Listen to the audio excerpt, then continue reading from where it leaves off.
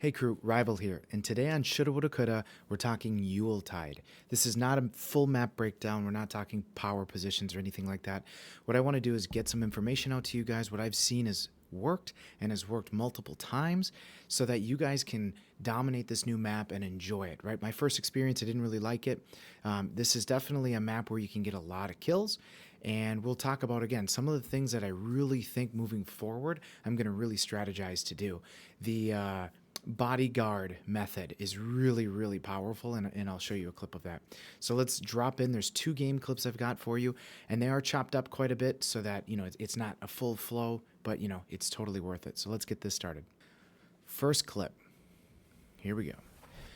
So opening strategy, I found that going up onto the roof, a lot of people aren't anticipating it right now, so it's something that'll work for now, but being able to go up and above and down is so powerful. And you'll see that there's a point where I can go and up and above and actually get behind people's shields. But something really powerful is, of course, the Ravager. The Ravager on this map, I mean, it's insane what it can do. And again, you just saw right there, when we come down, we have a really great shot with Ravager or whatever sniper that we're using that we can shoot down. But right here, I could grapple off map. I got behind all of their shields. They really don't know I'm here, and I'm able to kind of use their shields against them because for some reason I feel like they turned up the shield spawn rate.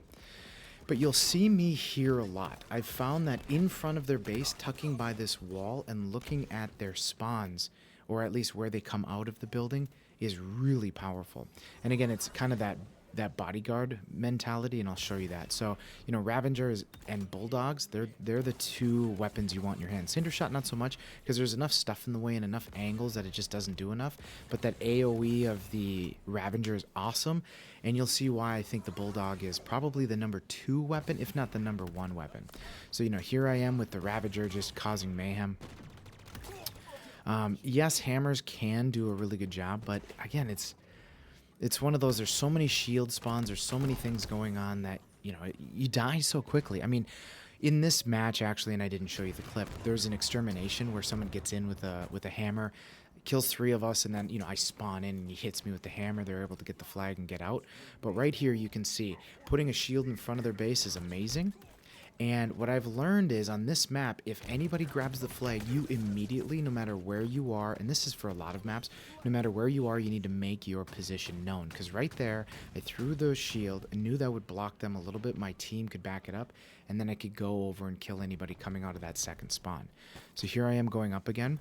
And again, this is so crucial. A lot of people don't see this play coming, at least not yet. So again, here we have another flag pulled, and all I'm thinking about, there's my Bulldog, all I'm thinking about is just keep this clear. So the Bulldog is awesome because it's 1-shot melee dead, move to the next one, 1-shot melee dead. You just switch weapons, and again, I'm making it so chaotic that they can't really do much. This Needler finally takes me out, but again, we got our second flag. So that's the strategy that I'm going to employ very often, is just running back and forth and killing them as they come out. And I think that's the way to get maybe 2 dead, even 3 dead, so that maybe a teammate can grab that flag and you're able to get that second flag, third flag, whatever it is. But kind of tucking by that wall and just run in, kill a few, and just, again, distract and cause mayhem. So that's the end of the first clip. And you can see, 32-14, we killed them a lot. So second clip, this is a little bit into the game. We're about a minute in. And, this is to highlight thrusters. This is to highlight how any weapon can really be viable on this map, because, again, if you have thrusters, you can close the gap.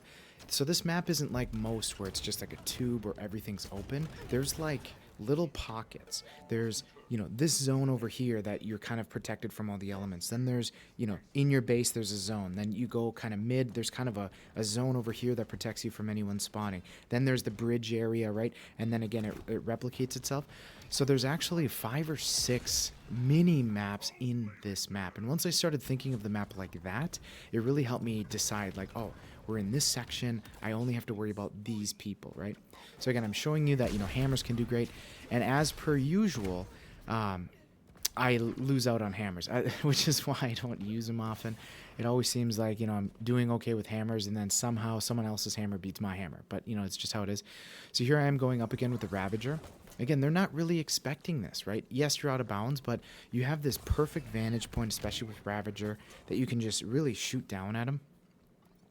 So here I do this kind of a spawn raid often, so I'll show you. I kill two, and then I'm looking for a shield. I'm looking, there's a shield, I can drop it.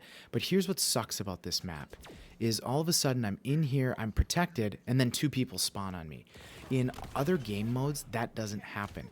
Spawns are usually as far away from the opponents as possible, but not on Super Husky raid. So that's something I really wish they would fix on all maps, including this one. I had such a powerful position, shields up, I'm ready to kill anybody, and then they spawn on top of me. And that doesn't even begin to talk about how oftentimes when you grab that flag mid, let's say, and you try to thrust out, you don't make it out of the base yet, right? So they can still get you.